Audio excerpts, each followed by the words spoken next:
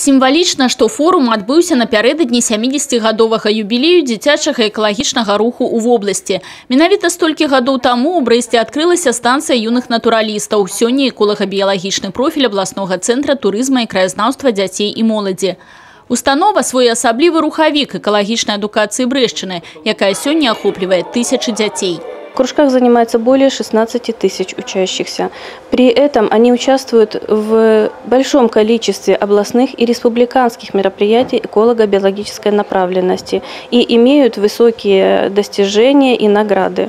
Это направление очень важно сейчас, потому что мы живем все на одной планете Земля, которая имеет свой определенный ресурс. И для того, чтобы будущее поколение заботилось о своем доме, конкретно о нашей планете Земля, необходимо уже сейчас воспитывать экологическую культуру у подрастающего поколения.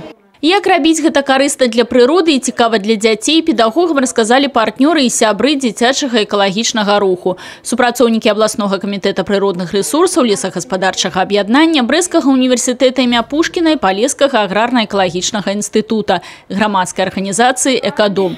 Ды і самім педагогам ёсць што расказаць адзін аднаму, падзяліцца вопытам.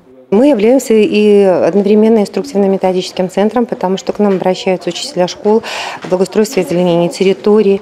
Мы же проводим вот эти конкурсы. Если это проводится республиканский конкурс, то обязательно районный этап этого конкурса. Мы показываем, как заполнять опытнические дневники, обучаем педагогов, мы помогаем в озеленении, мы даем консультации. Я здесь встретила очень хороших, интересных людей, с которыми пообщалась, узнала очень много интересного и для себя взяла на заметку. Вот мы между учреждениями образованиями хотим даже телемост устроить по экологическому образованию, вот, по вопросам энергосбережения и приобщать, конечно, к этому детей. Больш дэталёва метады і формы экалагічнай адукацыі педагогі абмеркавалі па секцыях. Таксама ў праграме форуму майстар-класы і круглыя сталы.